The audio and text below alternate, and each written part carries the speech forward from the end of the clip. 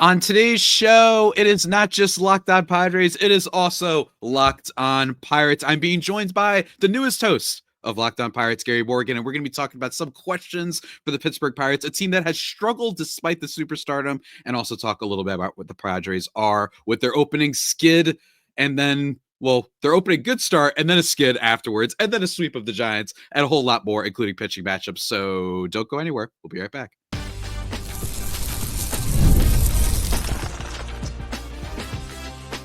You are Locked On Padres, your daily San Diego Padres podcast. Part of the Locked On Podcast Network, your team every day. Greetings, ladies and gentlemen, and welcome to another edition of Locked On Padres podcast and Locked On Pirates podcast. I am one of your hosts today, Mr. Javier Reyes, with sometimes your host with sometimes occasionally, but certainly not always the most. You can follow me on Twitter/X and Blue Sky at Javipeno, Javiipeno. Weird start for me on today's episode, guys, but let me tell you, it is a special one. It is Crossover Friday with my man, Gary Morgan, the new host of Locked On Pirates, joining us. Sir, how are you? I'm good. I mean, as good as I can be after Paul Skenes looked human today.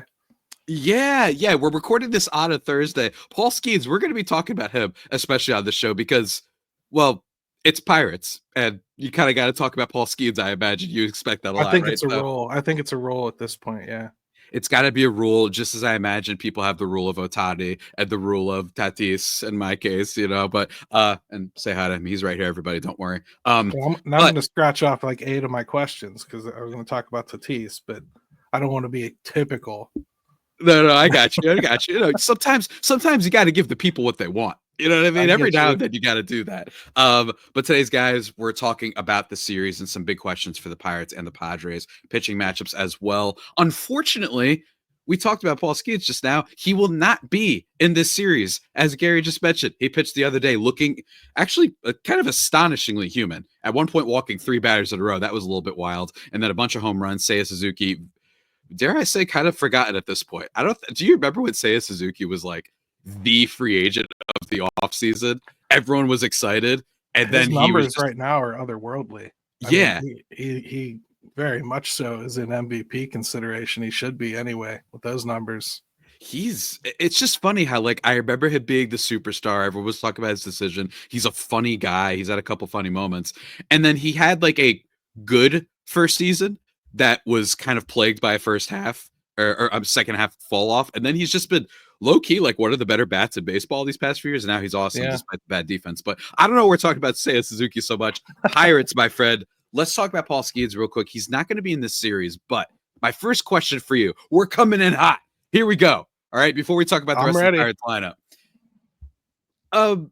It feels like there's been a lot of slander towards the Pittsburgh Pirates lately. One Jeff Passan went on ESPN recently and was like, hey, you got Paul Skenes? You've got some other talent there too, but you have a once in a generational player, not just even as a player, but like fame. Everybody knows this. Everybody's seen the GQ and Vanity Fair interviews. It's Paul Skenes. And this is a team that has not spent, or I should say signed a free agent for a multi-year deal in more than 10 years.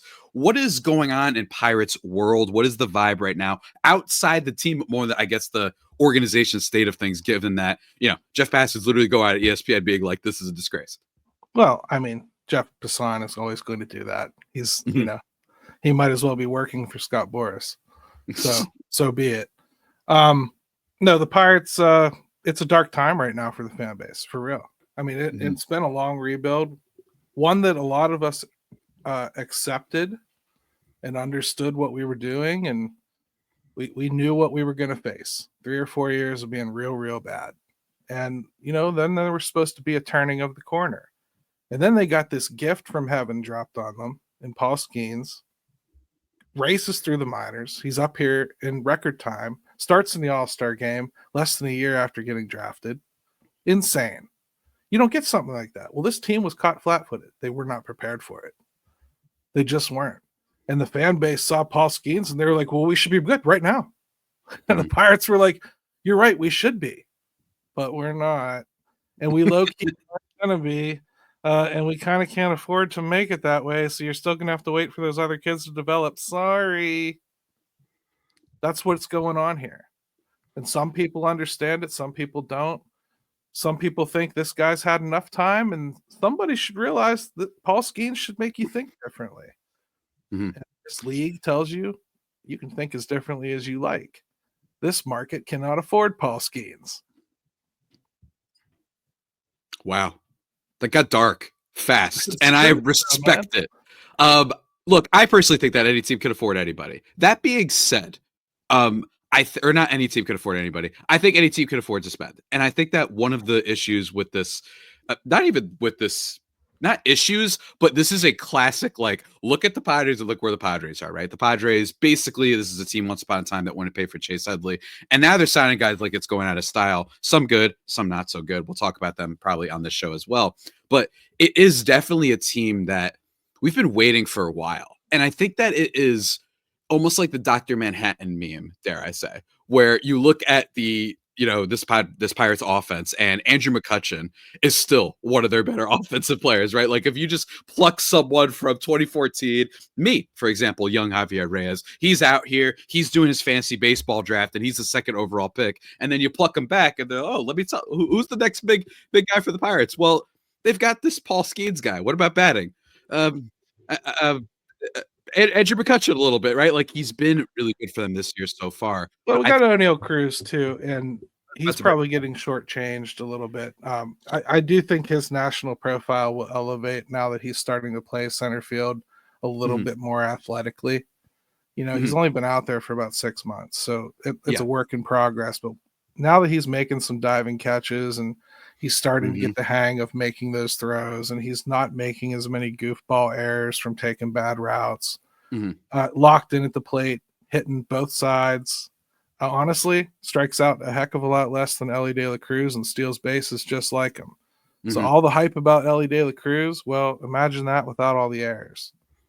Well, You I know, will say, that was a really bold direction to go. Elliot Cruz, 6-win player last year. But even still, you are right in the sense that O'Neal Cruz is very quietly, like, kind of, it seems anyway, uh, cleaned up some of the mistakes, like you said. And it Mhm. reminds me of another Padres player who used to play shortstop and then moved to the outfield. I think that is one of my favorite, like, little mini storylines and tangents to go on, is that both Tatis and O'Neal Cruz, obviously different arcs for why they went through bad periods, but O'Neal Cruz, for a little bit, it was the strikeout rate was bad, don't get me wrong, but for me it was some of the errors. It was just never putting everything Yeah. together entirely. So far this year, he's got 8 home runs and 12 stolen bases, by the way. So shouts to everybody who took a shot on him. I called him the Divine A Chain of fantasy baseball this year, where it was like, I could see him making or breaking your team. Looks like, just like A Chain, it's going the right direction for them. So there's definitely still talent on this Pirates team.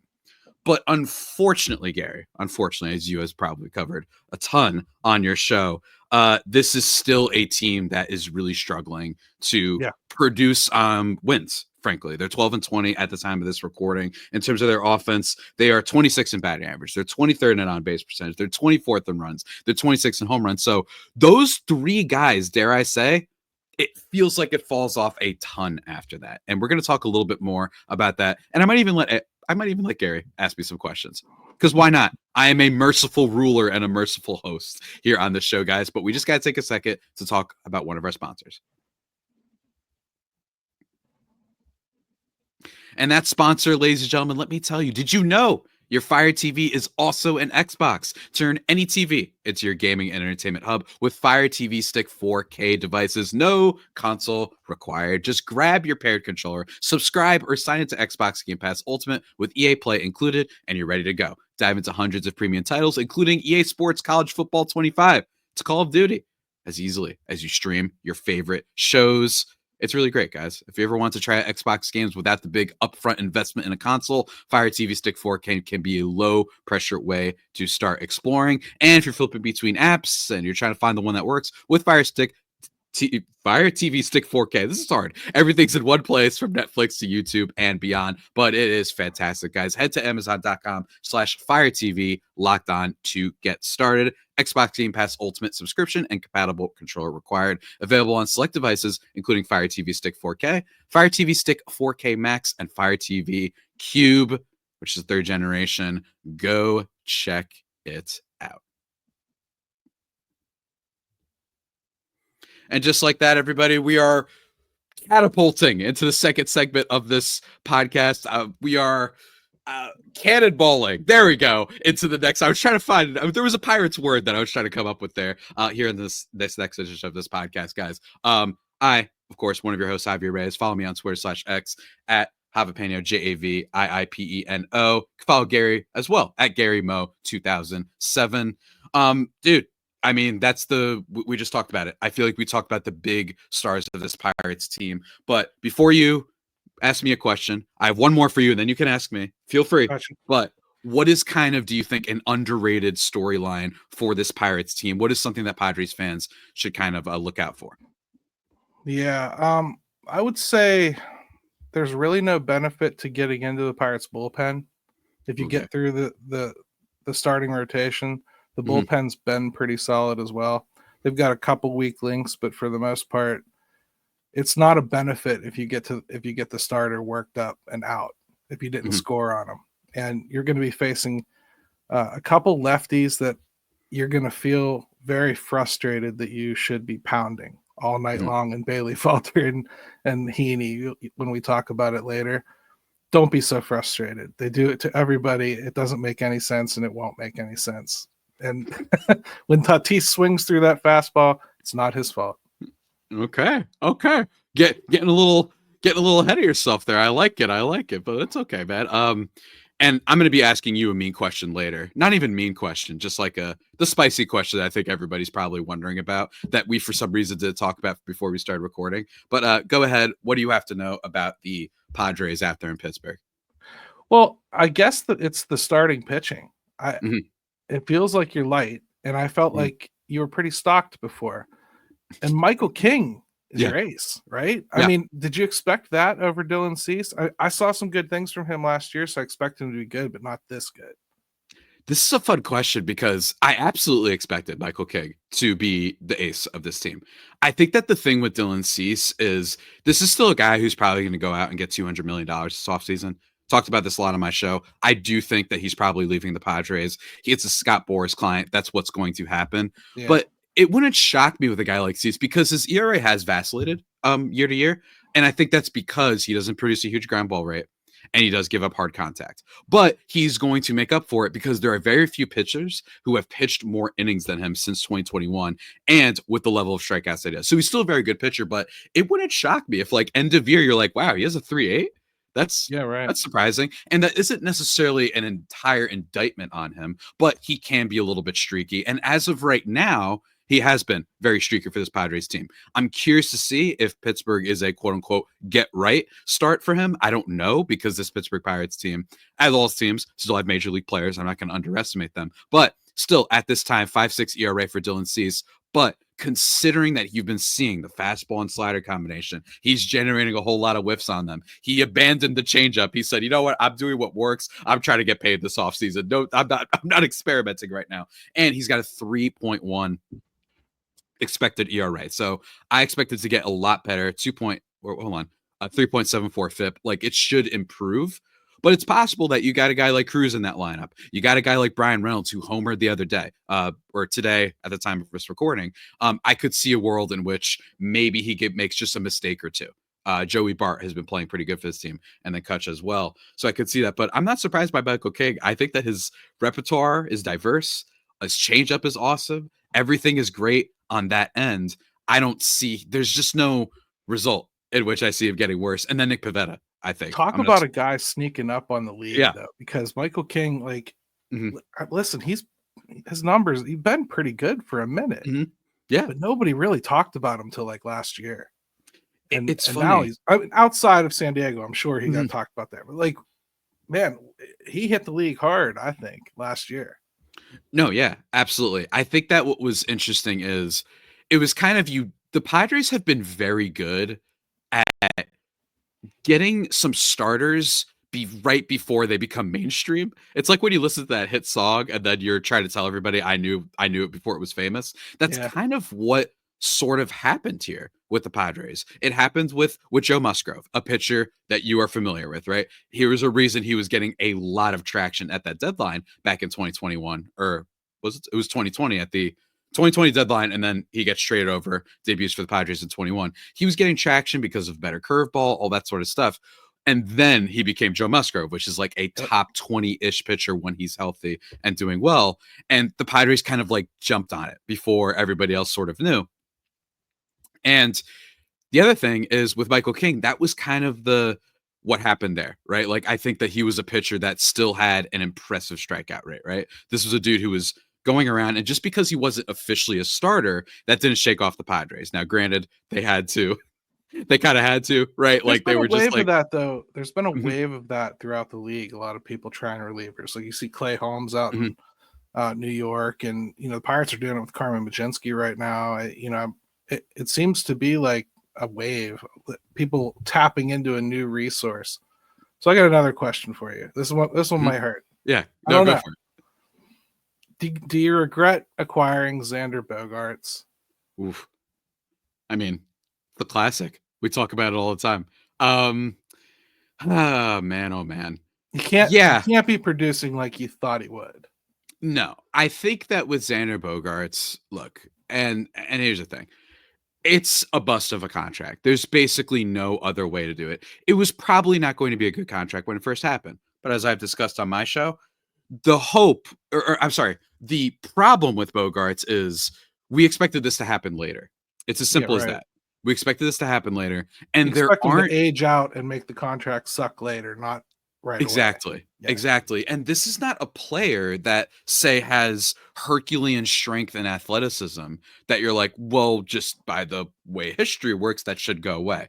Instead, this is a player who was brought in, unlike, say, Will Myers once upon a time for the Padres, where they kind of brought him in and they were like, we really want you to be like one of our stars, one of our guys. And he produced admirably, but he couldn't be like the leader of a team, right? Manny Machado, he could be a leader of a team.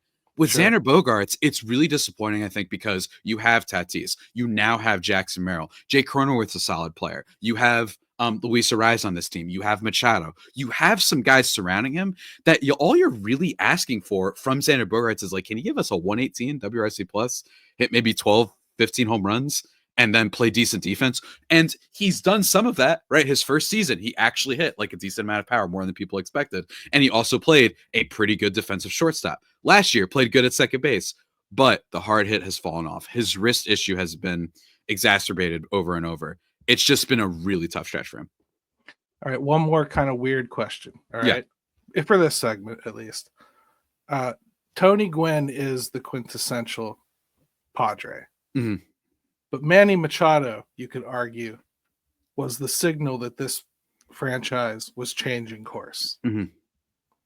Which one is number one on the Mount Rushmore of the Padres' all-time list of influential players? It's still got to be Tony Gwynn because he's literally called Mr. Padre, right? Like, that's just what you have to do there. But I will say, I'm older than you, so I'm definitely going that way. But I just oh, don't worry, I'm not one of those guys like, oh, everybody from back then sucks, dude. You know what I mean? I'm not doing like that. But I will say that the only thing that could trump Tony Gwynn is if Manny Machado and this Padres team were to win a World Series. I think that's the only thing. And by the way, yes, you can throw all the stats you want. It's possible by end of career that Manny Machado has more career wins above replacement than Tony Gwynn. That's totally possible. I could see it, actually. He's already the leader in home runs, right? Tony Gwynn was a super power hitter. With his defensive prowess. Yeah. Like, it could absolutely happen. But for me, there's something about the heart and soul. Right? Like, there's just something about that. The same way Derek Jeter for the Yankees, right? Mm-hmm. Who he's not their best player. A-Rod was infinitely better. You could argue that Bobby Abreu was a better player, that they had more stud guys, Robinson Cano, guys like that. But Jeter was just kind of the heart and soul. He was their guy. Tony Gwynn is still the guy for the Padres. But the other thing is it's probably going to end up being Tatis by the time it's all said and done, right? Like 30 years from now, I think that's the one who might end up being the dude. But it's a fair question, man. I'm excited about it. I hope that they keep persevering. But Tony Gwynn, obviously a legend. We love him very much. I want to talk to you about something, though. Sure. It's time. I don't know why we didn't do this to start. Jackson Merrill versus Paul Skenes. We got to do it. We got to discuss this. Sure. And I'll be honest with you. I've read the tweets. I've seen the slander. And I'm going to just go right out there. Guess what? They're both really good. and Paul Skenes deserved Rookie of the Year. It's as simple as that. I think that one of the unfortunate things that's happened to the Padres fan base over these past few years is like finishing runner-up in a lot of awards, and a lot of people are getting annoyed. Jake Cronenworth, 2020. Could have been Rookie of the Year. They give it to a reliever, but he was amazing over those 60 innings. Devin Williams. But you're still wondering, it's like, oh, okay, so now you guys decide that the position player doesn't matter. Then you have Manny Machado versus Paul Goldschmidt. Literally more wins above replacement.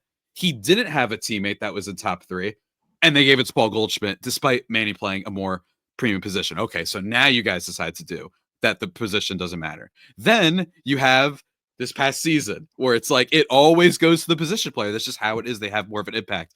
And then Padres fans are like, oh, so now you decide that it doesn't matter if you're a position player. That's kind of been my perspective. But I can make an argument. I can make an argument for either. If I was a Padres fan, I would have won the argument in my mind for Merrill.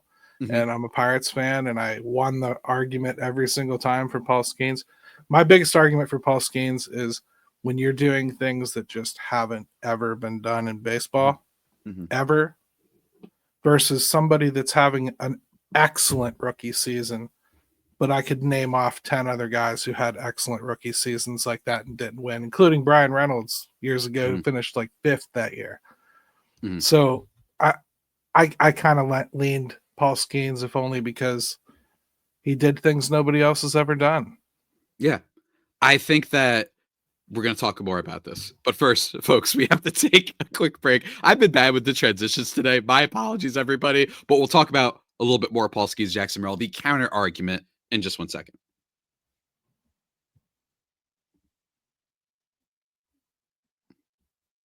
And everybody, we are back here at Locked On Padres, Locked On Pirates, the winning moments. We're talking about Jackson Merrill versus Paul Skenes. How do you react, Gary, when everybody's like, Jackson Merrill finished second in Rookie of the Year, but he finished higher in MVP than Paul Skenes? What would kind of your reaction to that be? I'm just curious. I mean, I'm not shocked. It's an everyday player versus somebody that goes out every 5 days. And I can make an argument they should separate all pitching awards out from hitting awards, but you start doing things like that, and then I think you eliminate the possibility that somebody was that outstanding from any one position. If a closer went out and had 75 saves one year, okay, first that would say, holy crap, your team's always close. What's going on with that? That's wild, yeah. But second, 75 saves, let's consider him for whatever award you want to. I don't want him sepped out. You know what I mean? Yeah. I don't know. Again, I think it was just a special season from a freak player, and any other year, Jackson is probably up there, second or third. It's not a first place finish for most people. That's a good rookie season. It's not generational. I will say that how the voting ended up going, to me, was very, this guy's just more famous. You know what I mean?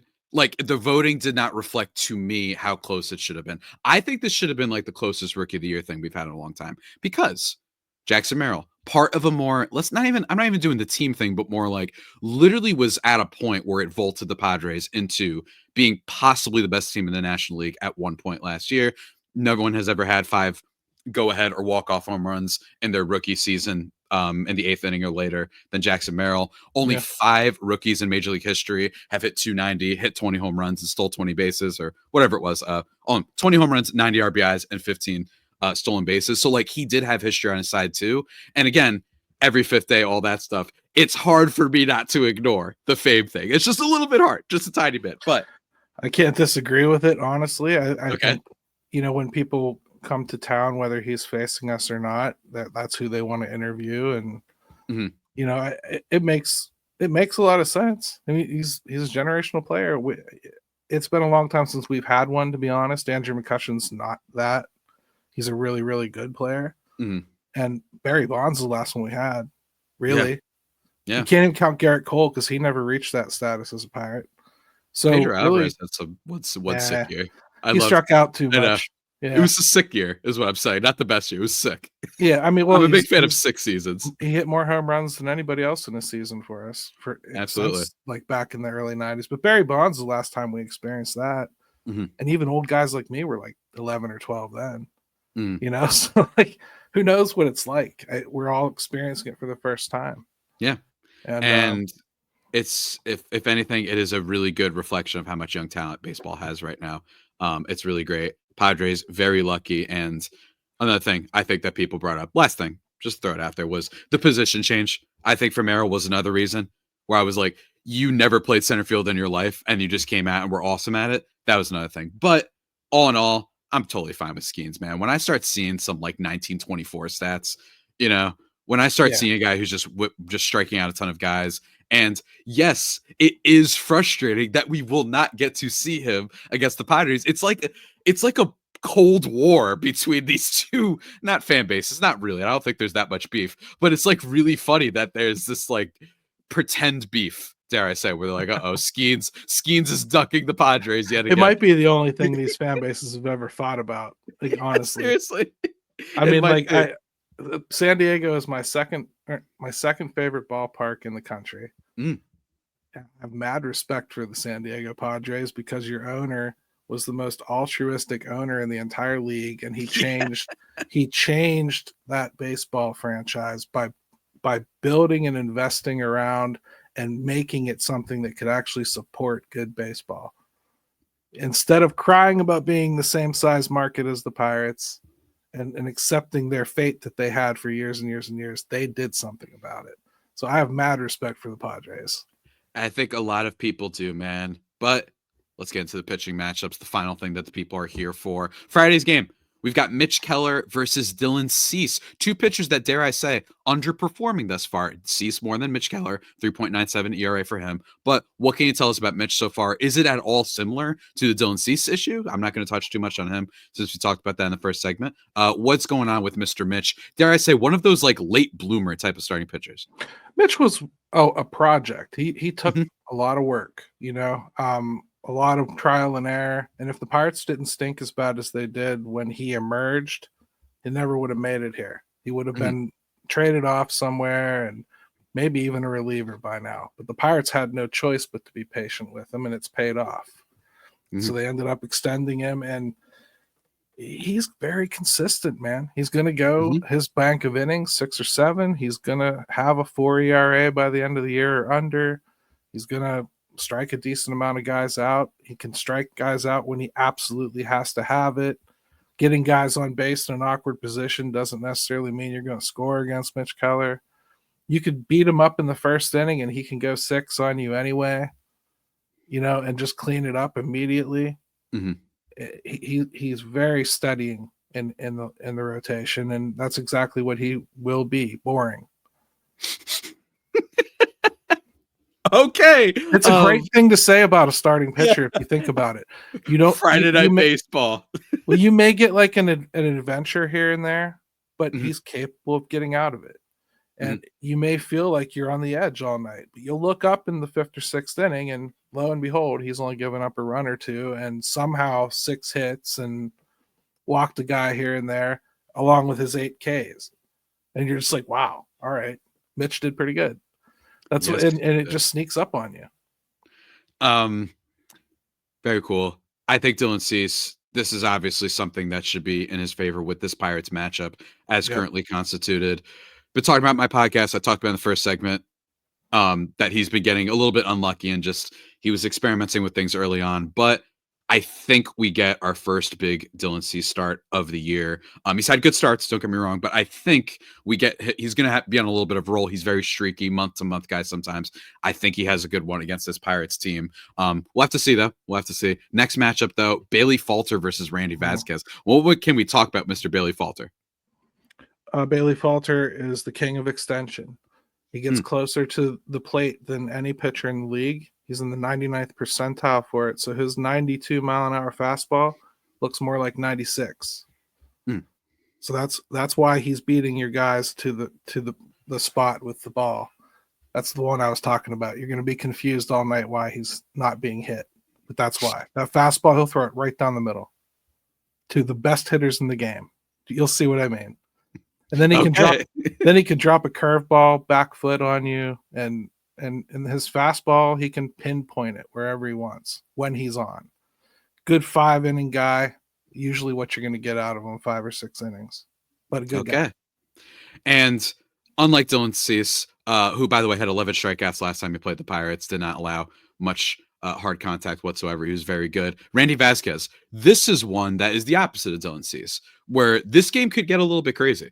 Randy Vasquez does limit some contact. Watch out for the cutter, depending on left-handed batters. It could be okay, but he has not had a single start this year where he struck out more batters than walked. I could see a highlight reel moment. I think this could be actually the actual really fun game. I know Friday night is on Apple TV and it's got the big broadcast and all that, but I actually think you could get like some crazy offensive moments for both. That's an interesting matchup because the Pirates are trying to change their offensive identity and become a little more aggressive.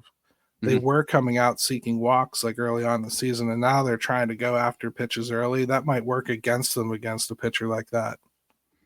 We'll see if Randy's luck runs out or not. That's a good point. I think it should be fun to see that one. And then a little bit of I think Sunday's game, a little bit of a narrative connection here. 2 guys that were picked up this offseason that have been more than proven their value thus far. And that's Andrew Heaney, the Heen dog for Pittsburgh, and then Nick Pivetta for San Diego. Yeah. What can you tell us about the Heen dog? Because I know you're probably going to be getting a lot of tweets, a lot of comments about whether or not he's going to be traded, but he has been really solid for you guys so far. Well, I mean, he probably will be traded by the deadline. He's a rental, and we've got mad pitching coming. So, Andrew Heaney, man, a lot of experience, a ton of experience. You know what you're going to get out of him. Again, 4 ERA, a lot of innings, 150 plus. That's what he's going to do for you. One game he could almost no hit you. The next game he could give up 4 runs in 1 inning. Most of the time this year, he's been on the no hit side, so look out. But you know, your lineup is not a normal lineup either. So, but he killed the Dodgers. So I mean, like, he was really great against them. And Andrew Heaney has been unhittable when he's unhittable and very hittable when he is. It feels like both he and Kyle Gibson come from the same family of everyone has had them on their fantasy baseball waiver wire once or twice after they had a great start. And then maybe they get one more out of him, or then they just get lit up entirely. We'll see how it goes with the Padres. Pavetta's been a great pickup for you. Exactly. Nick Pivetta has been awesome. My bold prediction this year was that he was going to be an all-star. Go ahead and look up the footage on that episode. It's true. It's also the only thing I got right on that episode, but ignore that, folks. Pivetta has been, I mean, awesome. The curve is curving. And with the days off, he just pitched against the Giants. But because the Pirates had 2 days off this week, he's going to be able to get the last game in this series. He's been great. This is a guy who, similar to what I mentioned before, Musgrove, they got in on it right before the breakout. Michael King, they got in on it right before the breakout and became more of a household name. I think to a similar extent, that's what's happening with Nick Pivetta. He is having the best start for 6 starts of any Padres pitcher ever, next to Joe Musgrove. And I think a big thing that's happened here is his sweeper has been really dynamic. He has increased his strikeout rate. He's increased his extension as well. He's going to give up some hard contact, though. I could see a world in which, you know, McCutchen or even Joey Bart, like, take him deep at some point, especially since it's not in Petco, not as pitcher friendly as Petco is.